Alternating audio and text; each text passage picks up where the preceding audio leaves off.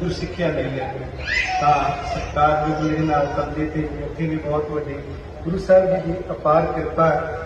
त्याग की मूर्त है, प्यार की मूर्त है और मिठास की मूर्त है, क्योंकि जिन्हें मदाद गुरु साहब जी ने इन्होंने गुण बख्शिश किया। उस्ताद कुलदीप सिंह जी बंटी जिन्हों का गुरु साहब जी की बड़ी अपार कृपा है। दरबार साहब के नामवर रागियां के नाल नाल जिथे उन्होंने तबला बजाया, उत्थे अपने पूरे देश भर के विच उन्होंने तबले के नाल नामना खटना किया है और साडे नाल भी उन्होंने सेवा की है।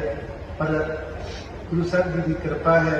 त्याग की मूर्त ने क्या क्यों कई बार ना कोई तबले वाला हो कभी मैं छोटा जहा रागी है, मेरे नाल कित्थों तबला बजावां। पर गुरु साहब जी की बख्शिश है, इन्हां दा त्याग है, इन्हां दा एक प्यार है अपने बच्चे नाल, क्योंकि जिहड़ा शिगिरद है वो बच्चे की तरह होंदा है, उहदे नाल प्यार है। उहदे भैन दे विआह ते खुशियां दे समय